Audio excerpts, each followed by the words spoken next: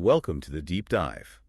Today we're embarking on a journey that, well, it might just reshape your understanding of our relationship with the living world around us. It really might. For centuries, humanity has observed nature, categorizing its myriad forms, studying its complex systems, but often we've done so through a rather narrow, sort of one-sided lens, wouldn't you say? Oh, absolutely. We've tended to view other life forms mostly as subjects, things to be analyzed. Right, not really as individuals with their own perspectives, their own ways of communicating, maybe even their own intelligence. Exactly.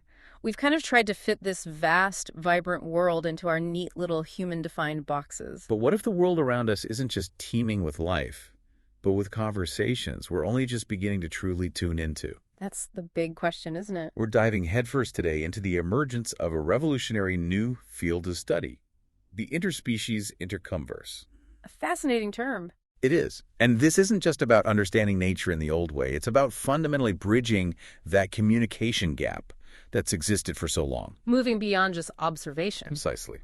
Our mission today is to unpack the incredible, almost unbelievable journey of three seemingly unconnected researchers. Right. Individuals who started to receive messages, but not in ways we'd expect. Exactly. Messages from the natural world, not delivered in human words, but in profound patterns and pulses. Patterns and pulses. Yeah, and these ultimately led them to a shared, truly transformative experience. What's fascinating here is that we're truly moving beyond mere observation to an active attempt to engage, to reciprocate even. That engagement piece feels key. It is. For too long, our anthropocentric views, our very human-centric way of seeing the world, well, it's significantly limited our understanding. Held us back. Definitely. This perspective often prevented us from fully recognizing the incredibly complex nonverbal communication systems that have, always been present. In animals, plants. Within animal kingdoms, yes, among plants, and even in those hidden networks of fungi beneath our feet. Things we're only recently starting to appreciate the complexity of. Absolutely.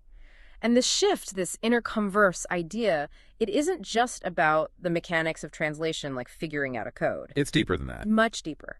It's about fostering a mutual understanding, recognizing that knowledge becomes truly valuable, truly powerful, when it's not just accumulated. Right, not just stored away in journals. Exactly. But when it's profoundly shared and applied in a way that respects all participants, human and non-human. That's a huge shift. It represents a paradigm shift, really, in how we conceive of our relationship with this intricate living world that surrounds us. And what a powerful shift it is. Today, we'll be tracing these extraordinary converging threads of discovery, woven by three distinct individuals. Three very different paths leading somewhere unexpected. Yes. There's Aya, a young researcher in Tokyo, deeply immersed in the world of starlings and digital systems. Okay, starlings, murmurations, I imagine. Precisely. Then there's Musa in Nairobi, a field researcher, really attuned to the deep, resonant grammar of elephants. Infrasound, maybe. Yeah. The deep communication. You got it. And finally, Lina, down in Sao Paulo, who began listening to the very light and pulse of vast fungal networks. Fungi. Wow. So sound, movement, and biosignals. Light and electrical pulses, I yeah. know. The most astonishing part. Their discoveries, though isolated and independent at first, began to synchronize. Synchronize. In an utterly inexplicable way, leading them to this unexpected shared experience that, well, it'll leave you questioning everything you thought you knew about reality. Okay, I'm hooked. And your place within it. So let's unpack this. What if the world around us isn't just teeming with life, but with conversations we're only just beginning to tune into? So picture this. Three brilliant minds working thousands of miles apart, different continents, different skies. Completely separate research. Totally unaware of each other's existence. Each deep in their own unique work, yet all began to receive the same kind of nonverbal messages. That's the really strange part. Not the same message, but the same type of message. Exactly. It's as if the natural world, in its own mysterious way, decided it was time. Time to truly make itself heard to individuals who were ready, somehow, to listen. And they were tuning into these unique forms. Yeah, communication not in words, but patterns in sound, in light, and in movement. And finding something that challenges our definition of language itself. Absolutely. Let's begin with Aya. She operates out of this small, meticulously organized home studio above a bustling bookstore in Tokyo. Okay. Aya possesses this really unique blend of expertise, a deep understanding of classical music theory, Interesting combination. married with a keen mind for digital systems. Her obsession, the mesmerizing murmurations of starlings. Ah, the murmurations, they're incredible to watch. Incredible. For weeks, she'd spent countless hours filming their complex aerial ballets, meticulously recording every precise flight pattern, every unique whistle call. And the flock's responses. Exactly, the corresponding fluid responses. Her walls were just covered, a sprawling tapestry of screenshots, overlaid with geometric analyses, precise time codes.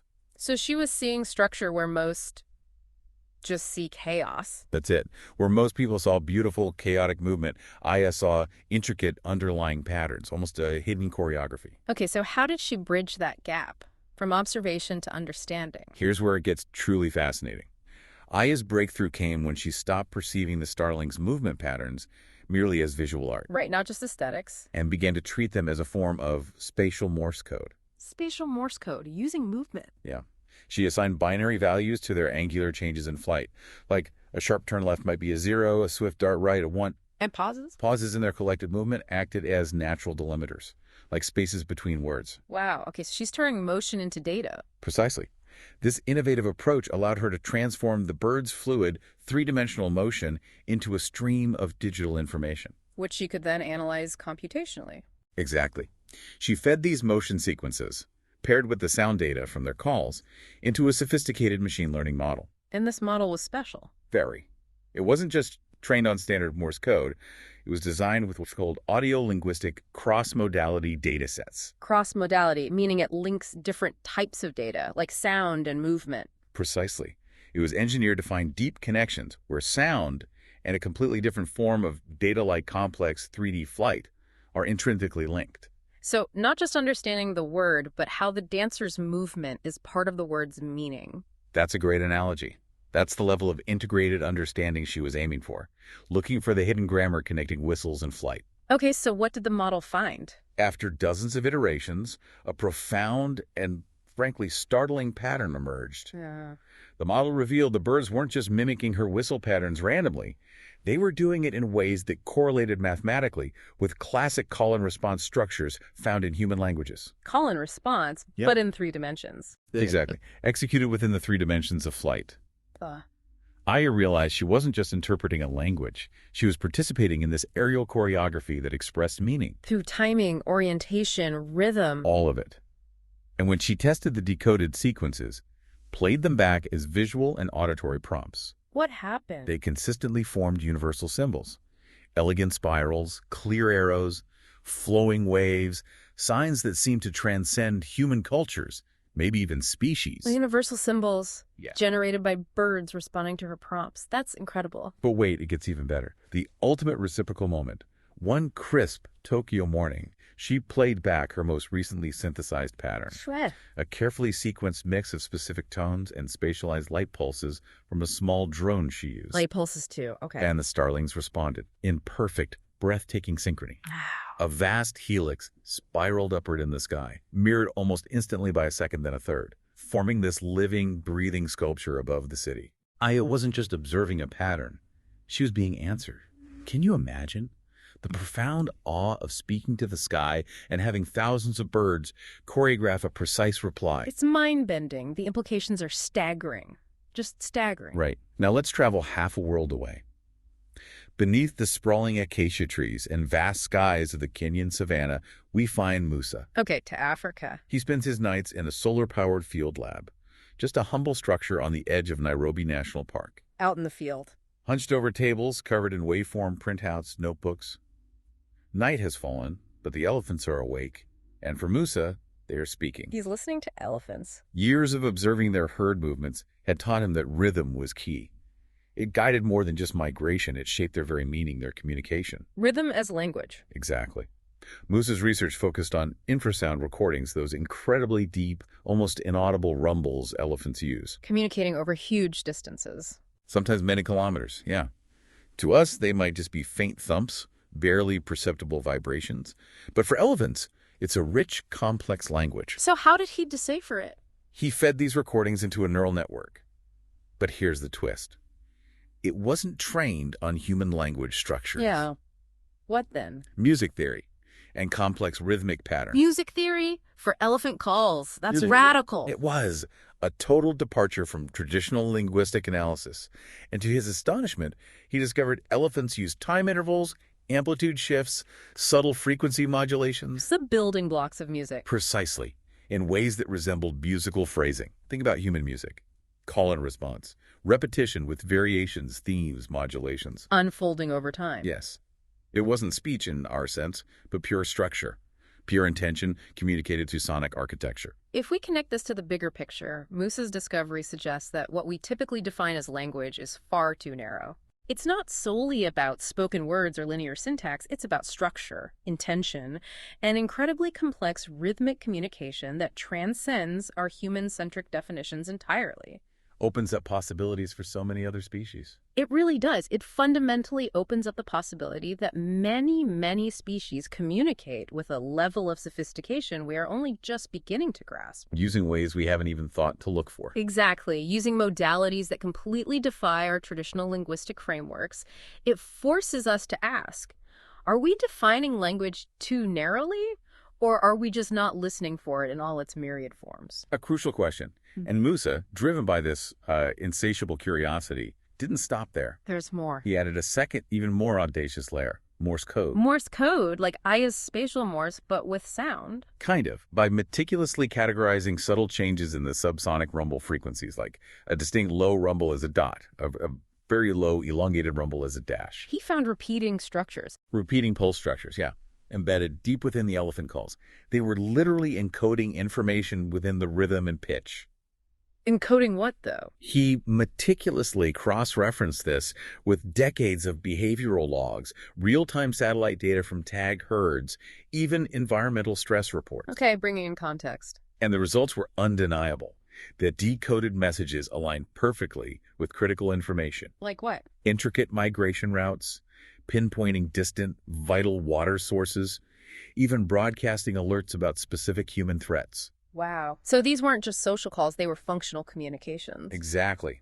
Maps, alerts, reminders passed between herds, maybe even across generations. Generational knowledge encoded in rumbles. Incredible. And then came the reciprocal moment for Musa, too. Electrifying. He communicated back. After months of painstaking analysis, he synthesized a message, carefully encoded with the precise location of a newly discovered vital water source. Using their language. Played it at the correct frequency and rhythm through specialized ground transducers he'd built. The response was immediate, profound. An elderly matriarch, known for her wisdom, trumpeted, then rumbled a low, sustained sound. Acknowledging the message. It seemed so. Within the hour, her entire family, nearly 50 elephants, changed course, following the direction Musa's synthesized message indicated. They followed his directions based on the synthesized rumble. Yes. Musa just collapsed back into his chair, utterly stunned. He hadn't just understood them. He had spoken their language, and they had listened. That's participation, not just observation. A profound, unprecedented shift. Active, meaningful, reciprocal participation in their ancient world. Just amazing. Finally, let's turn to Lina, an environmental physicist with this passion for experimental sound design. Okay, São Paulo now. Working deep within the humid undergrowth of a small urban forest, right inside the sprawling city. An urban forest lab. Sort of. Her setup looked less like a lab, more like minimalist installation art. Delicate fiber optics curled around roots, vibration sensors glowing under leaves. How is she measuring? Tiny electrodes connected directly to the vast hidden networks of mushrooms. Mycelial networks, feeding data into this glowing panel of LEDs. So she wasn't just looking at plants, but the fungal network connecting them. Exactly. She wasn't building art. She was building a transducer, a bridge between human signals and the bioelectric language of fungi and plants. Bioelectric language. Wow. Her core method used incredibly sensitive voltage meters to measure minute microvolt fluctuations across these mycelial networks. Tiny electrical signals. Tiny, and not just random spikes. Lina applied Fourier analysis. Breaking down complex waves into frequencies, like in audio engineering. Exactly, to detect specific recurring frequency clusters within the network's fluctuations. Yeah. Like finding a distinct melody in static. Okay, she found patterns. Did she interact? She did. She began to play a kind of music to the network. Mm. Precise, low-frequency sine waves, soft rhythmic tapping patterns directly onto the soil. Stimulating the network. And to her utter amazement, the network responded. Not just with synchronized light pulses from nearby bioluminescent fungi. Whoa, wait, bioluminescent fungi responding to sound. And the tapping, yeah. But also with measurable, distinct shifts in electrical activity on her equipment. This raises an important and deeply compelling question.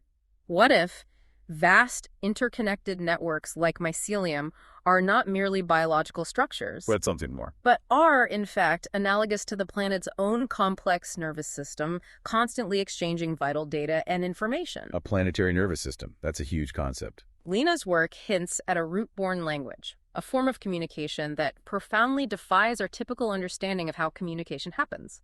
It suggests that life itself might be a decentralized living protocol, Constantly transmitting incredibly detailed information. right beneath our feet, in ways we've only just begun to perceive. So Lina took it further. She did. She trained a machine learning model to recognize recurring pulse clusters and paired these with simultaneous environmental sensor data, moisture, air quality, temperature. Connecting the signals to environmental conditions. And a clear pattern emerged.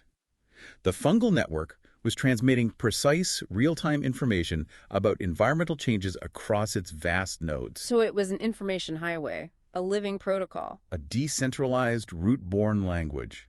But the most incredible moment came on the third night of her most intensive experiment. Unprompted this time. Completely unprompted. As Lina mapped the visual representation of the pulses, her console just lit up, spiraling colors, The network replied on its own. with a new sequence of electric pulses she hadn't stimulated. A self-generated message, decoded in partial glyphs that remarkably resembled human Morse, Morse again, like Aya and Musa. but colored in specific wavelengths associated with UV sensitivity in plant biology, suggesting some kind of interspecies aspect. So the forest itself, through the network, initiated the conversation. It was like the entire living network woke up and decided to say hello. Incredible. Absolutely incredible. So, take a moment, let that sink in. 3 individuals, separated by oceans, continents, each pursuing unique passions, often in isolation. Aya, Musa, Lina. Each staring at their findings with awe and probably quiet disbelief through sound, movement, light, pulse. The non-human world had spoken. Unequivocally. And then at nearly the same time, this truly strange coincidence occurred. The synchronicity. In Tokyo, Aya's starlings formed a new symbol, a distinct 3-pronged spiral, shimmering, like a triadic signal. Okay, a triad symbol. In Kenya, Musa's elephants repeated a triple rumble code, a pattern never recorded before. Peaceful rumble, another triad. And in Sao Paulo, Lina's console pulsed with the exact same triad of waves, generated spontaneously from the mycelium. The same symbol appearing independently across birds, elephants, and fungi. A triad, a symbol of unity in many cultures, mythologies, repeating independently. Sky, soil, savanna song. It's as though nature itself, having noticed they were listening, Was now subtly calling them together, drawing an invisible yet undeniable line between them, despite the vast distances. So this shared pattern, this triad, it started as maybe just a curious anomaly, right? A statistical coincidence. something you might note down but not necessarily act on immediately. Exactly. But for each researcher, it quickly morphed into something far more personal, something unsettling yet profoundly compelling. More than just data. Oh, much more. A directive, a call to journey that went way beyond scientific observation.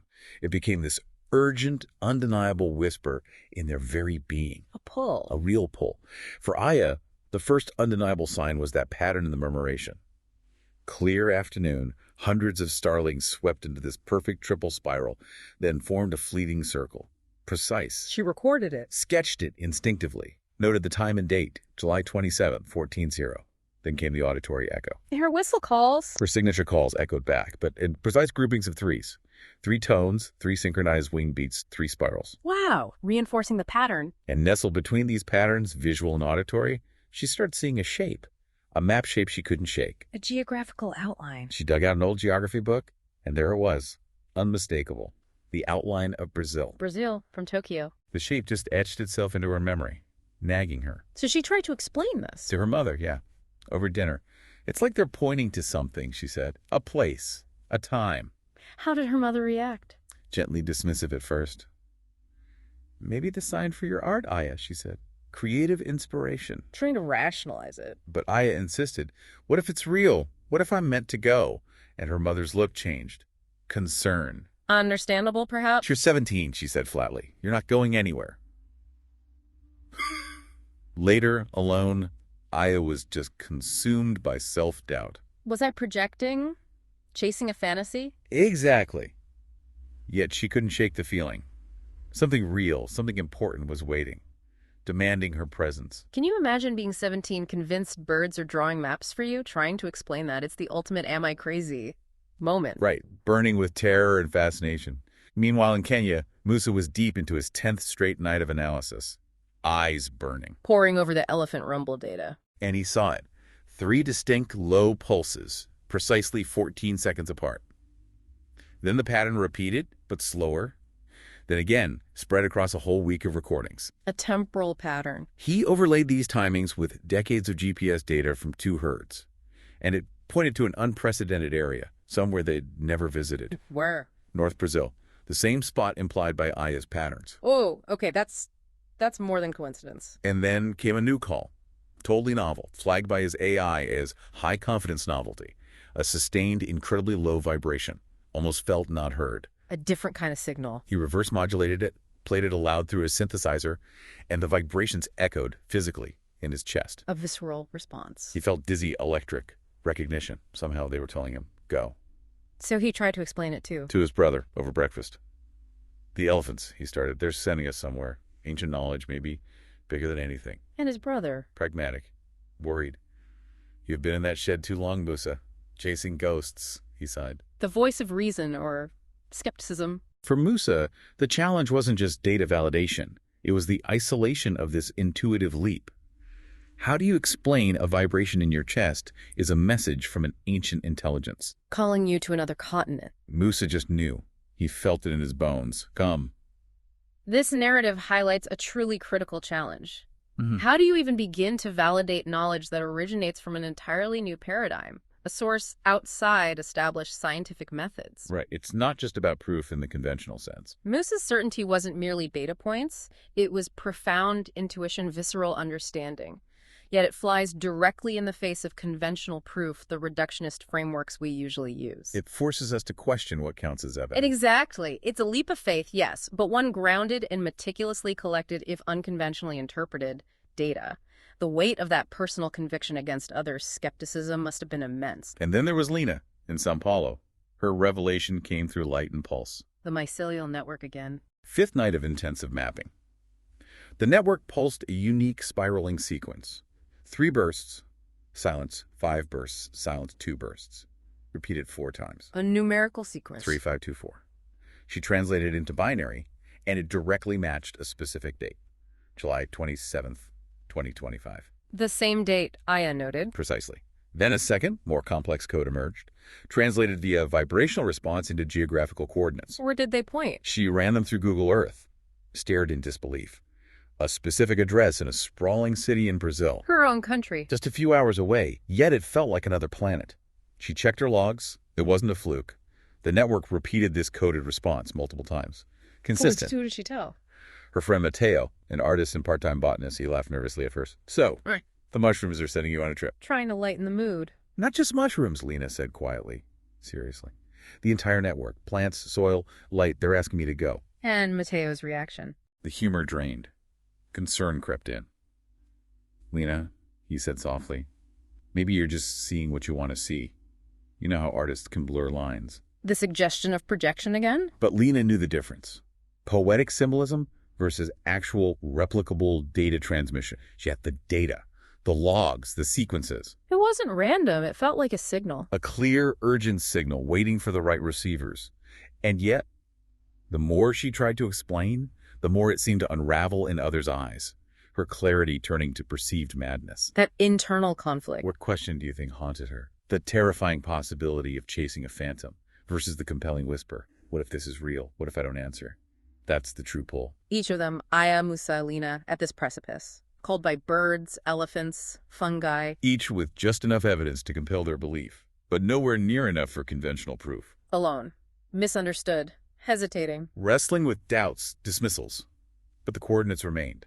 The date approached. And deep inside each of them, across continents. The same feeling grew stronger. This message was not just received. It was meant for me. So despite the skepticism, their own struggles. Their resolve hardened. Against logic, against advice, they all decided, go. So they arrived. And the setting for this extraordinary convergence, surprisingly, ordinary. Not some mystical mountaintop. Not at all. A bustling street in South America, Avenida Paulista in São Paulo.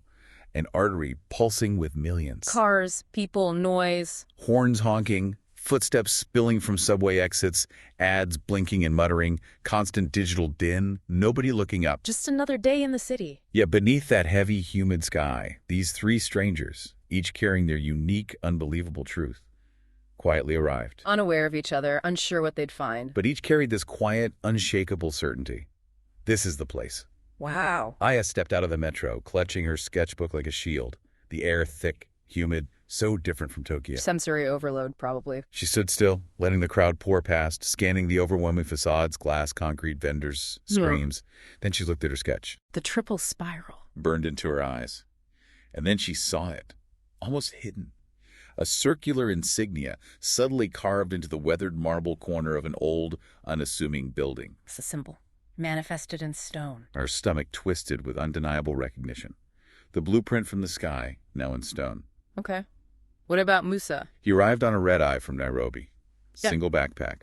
His brother's silent, worried stare at the airport still fresh in his mind. Leaving his doubts behind him. He stood, letting the human current rush past, his ears still ringing with phantom infrasound, the elephant's message vibrating in his chest, a guiding resonance. Feeling his way. He walked slowly, past a busker playing a flute.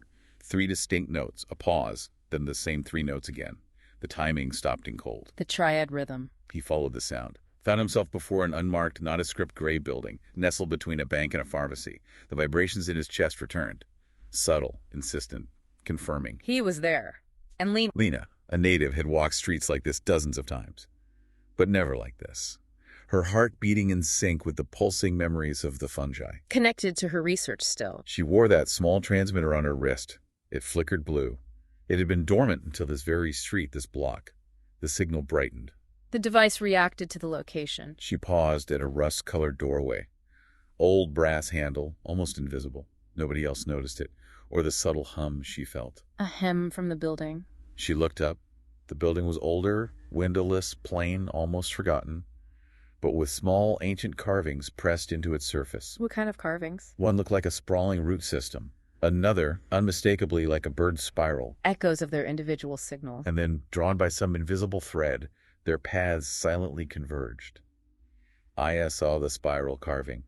Musa stopped by the rust-colored door, feeling the hum. Lina looked up, her device pulsing. Feet away from each other, still separate. Still absorbed in their own narratives, each paused at the entrance of this strange, anonymous building. And then, something shifted. What happened? A faint, low hum started resonating from the sidewalk itself. The light seemed to flicker, subtly, within the windowless wall.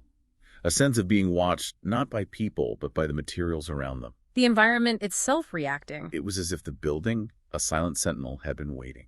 This moment is truly fascinating because it suggests a form of nonverbal communication happening at a deeper, almost elemental level. Beyond human senses. The building itself, once inert, becomes a living transducer, vibrating with recognition, a resonance that bypasses typical sight and sound. It's as if the physical environment was actively participating, signaling its readiness. It pushes us to consider if seemingly inanimate objects can hold or conduct information in ways we barely comprehend. They were still alone in their stories, 3 separate figures. But the world was pulling them together. No words yet, just shared, unspoken certainty. Their bodies aligning unconsciously. Like 3 distinct seeds drawn irresistibly to the same patch of soil. What do you do when a building, the ground itself, calls to you like that? What happened next wasn't sudden. No flash, no rupture, just a profound softness. A falling away of one reality, replaced by another. A gentle transition. One blink. Noise, exhaust fumes, gray concrete, blinking ads. The next blink. Different air. Warmth. The scent of basil, wet stone. The hum of a living earth beneath their feet. A complete sensory shift. It happened right there at the threshold. Aya felt it first. The crushing city din lifted, replaced by layered, dimensional birdsong. Not background noise, but clear, articulated speech. She could understand the birds. It felt like speech, rich with meaning. She turned to face the street, except it wasn't just a street anymore. What did she see? Green canopies emerged from rooftops, flowing down like living vines, weaving over old facades that now seemed to breathe. Trees, impossibly vibrant, arched over former tram lines, bearing unrecognizable glowing fruits. A transformed landscape. People moved differently. Slower, more attuned. Steps echoing connection. Walking alongside animals showing no fear. Animals integrated into the scene. Dogs trotting beside girls. Tails swaying in unison. Capybaras lounging contentedly where market stalls used to be. Yeah. And transport. New silent modes. Light-filled gliders, silent skate-like boards hovering just above the ground. Even the infrastructure. Transformed. Below the revitalized concrete, clear streams move through transparent tubes, visibly nourishing the plants above. Seamless integration of nature and ingenuity. And communication between people. Different. Precise gestures, nuanced sounds mimicking nature, coordinated movements with the animals, a true interspecies dance. A living ecosystem with humans playing a harmonious role. Exactly. Both familiar and utterly profoundly transformed. This portrayal of the emergent world is far more than just a visual spectacle. It's a living demonstration of applied interspecies communication and coexistence. A tangible manifestation. It compels us to ask, is this a different dimension? A parallel reality they slipped into? Or is it simply a different, more attuned way of perceiving the world we're already in? A world hidden by our usual perception. Exactly. A suggestion that our current reality might just be a limited bandwidth view of a much richer, infinitely more interconnected existence. And then, in this transformed landscape, Aya saw them. Musa and Lina. Just ahead. Near a moss-covered wall, teeming with tiny bioluminescent mushrooms, stood a man, hand resting lightly on the moss, like taking its pulse. Musa. And a woman, arm extended, her device blinking blue, gently touching the air, listening to invisible frequencies. Lina. They saw her too. For the first time, after journeys spanning thousands of miles, they stood face to face, their shared truth about to be uttered. The moment of connection. Are you? Aya began, voice a whisper. Hope and disbelief. Musa nodded slowly. You heard it too, he said, his voice deep with recognition. Lina added softly. I follow the light and the pulses, the code, but I didn't know anyone else was seeing this. They finally found each other. They all turned together, eyes drawn to the building that had called them. It stood like a living being now. Still the same shape? Essentially, yes. Yeah. But wrapped in lush vines, edible plants, honeybees humming peacefully, birds nesting in mossy alcoves. Alive. The door, rusted shut moments before, now wide open, inviting them in. Beyond it, a softly glowing interior, lit by rhythmic bioluminescence, pulsing gently, like a slow breath. What did Musa say? This is, he whispered, realization dawning, voice thick with emotion, not the future. This is now, isn't it? Just seen differently. Wow, that line. Not the future, this is now. Just seen differently. It encapsulates such an aha moment, for them and for us, as if the world wasn't broken, but our perception was incomplete, tuned wrong. A shift in frequency. Aya, faced the light with awe, articulated the collective understanding. This world, it's the one they were trying to show us all along. And they affirmed it. A quiet chorus, the birds, the elephants, the mushrooms, each word a testament to their journey. Acknowledging their guides. Musa placed his hand on the living wall. It responded with a subtle vibration, a greeting, an acknowledgement. He finally understood. Understood what? The interspecies intercomverse wasn't a puzzle to solve, a code to crack. It was a tuning, an invitation to shift their frequencies of perception. Do you perceive a reality always there? Vibrating, communicating all around them, hidden in plain sight. The messages weren't warnings or riddles, they were invitations to participate, to truly see. This profound shift from viewing phenomena as a problem to solve to an invitation to experience is transformative. It really is. It implies the universe isn't just sending data for analysis, but a living perspective, a way of being that requires us to change our internal state, our mode of perception, to truly grasp it. Redefines knowledge acquisition. From intellectual conquest to resonant participatory engagement, recognizing some truths can only be understood through immersion, not just observation. Aya, still overwhelmed, asked the question hanging in the air. Yeah. But are we the only ones seeing this? Are we alone in this perception? And Lina's device. It began vibrating more rapidly, light intensifying. She showed them a clear, live signal pinging between her device and something deep inside the building. guiding them inward. So they weren't alone. We're not alone, Lina said, voice filled with quiet wonder. Others may be coming. Maybe some already live here, already tuned into this frequency. Which led Musa to a realization. A hopeful conclusion. Perhaps the interspecies intercomverse was never about building something entirely new, he mused, just about finally listening to what's already here. Vibrating and communicating all around us. And with that, their individual journeys converged. They entered the building together. Into what? Not cold steel and glass. An atrium alive with soft, pulsing light, rich soil, deep rhythms, profound natural harmony. And above them, a murmuration of birds, almost slow motion, passed overhead, forming 3 perfect spirals before dissolving gently into the clouds. A final ethereal greeting. a vision of true coexistence. A world entirely aligned. And then, just as suddenly, without warning, It ended. the frequency slipped. Like waking abruptly from a lucid dream, snatched away in a breath. No crash, no panic. No, just a hushed dissonance. A subtle shift. And the city returned, waiting as if nothing had happened. Back to the ordinary street. Back to the lousy, smelly street, sick with exhaust and traffic sounds. The world they'd traveled from. It ended so gently, yet with such jarring finality.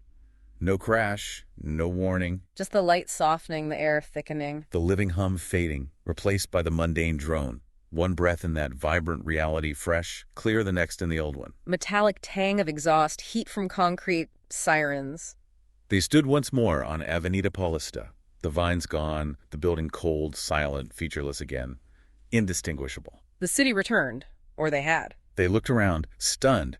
Not by the strangeness of where they'd just been. But by how quickly it had felt normal. Exactly. Completely natural. As if the vibrant, breathing world was the real one all along. Just hiding, obscured by our assumptions, our default perception. The contrast must have been almost unbearable. But they weren't left without proof. Not entirely. Tangible traces remained. What did they have? Aya blinked. Her notebook still clutched tight. But the triple spiral she'd drawn weeks ago now glowed faintly on the page, like internal fire. Wow. Physical evidence. Musa's fingers, still pressed lightly against his thigh, continued to tingle with the vibrations from the living walls. A lingering sensation. Lina's wrist device was silent, blue light extinguished. But a new file had appeared on its interface.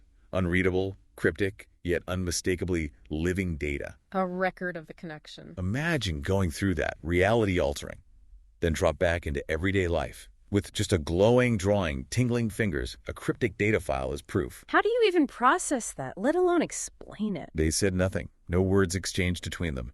Just shared profound silence. The weight of what they'd seen felt been hanging in the humid air. And with it, that terrible, haunting question. Why were we shown this? Was it prophecy? Warning?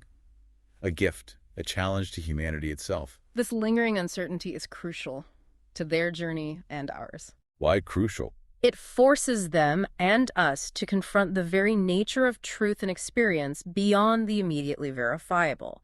It's an open invitation to critical thinking.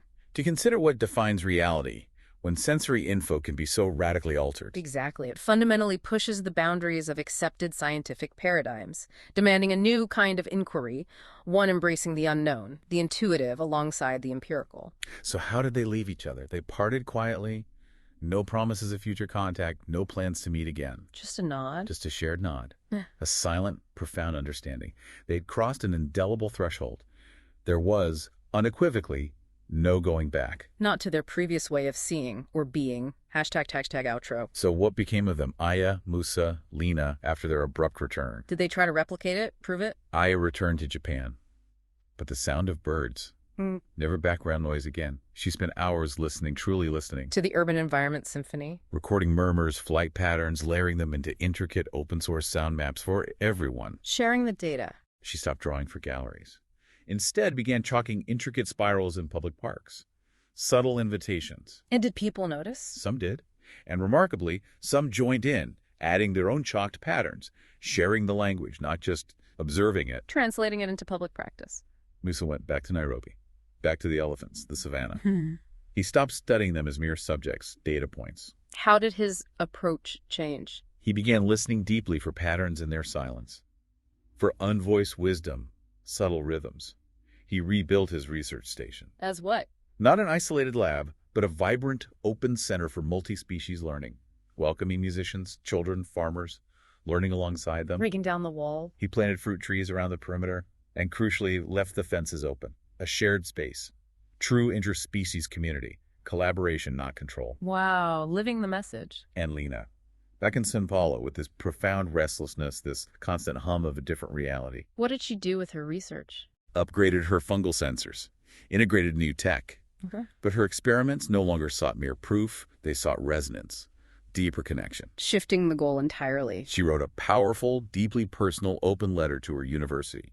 Shook the establishment. The mushrooms are not networks, she declared. They are voices. A bold statement. Started public workshops in city gardens, teaching others how to tune in, listen to nature's subtle language. And in a forgotten corner of the urban chorus, she built a dome. A special place. A singular structure. Called it the Listening House. Dedicated to tuning in to the planet's silent, yet ever-present symphony. This is truly when knowledge transcends mere understanding and becomes valuable, not just comprehended intellectually, but profoundly applied, integrated into one's being. Beyond the academic. The collective journey underscores a powerful truth. Communication isn't always about shared vocabulary or linear words. It's about shared perception, deep resonance. And a willingness to step outside our usual frameworks. Exactly. Outside our human biases. They didn't just learn a new language, they learned a profoundly new way of being, integrating this transformative experience and sharing it in their own unique ways. And interestingly, none of them ever fully explained what happened that day. Not to friends, colleagues. Not even fully to each other. Perhaps because words couldn't truly encompass it. But each continued, in their own way, to translate the message. Not into words, but into practice. Into a new way of living. The Interspecies Intercomverse had spoken, an invitation extended, and they had, each in their powerful way, decided to answer. What profound response. So what does this all mean for us?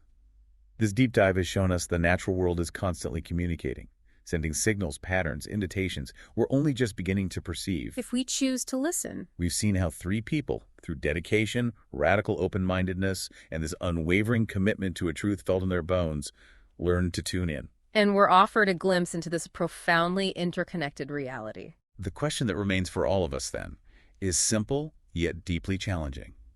Will we answer? Will you, in your own life, find a way to listen to what's already here, vibrating, communicating, and waiting all around you? That really is the question, isn't it? That's the real deep dive.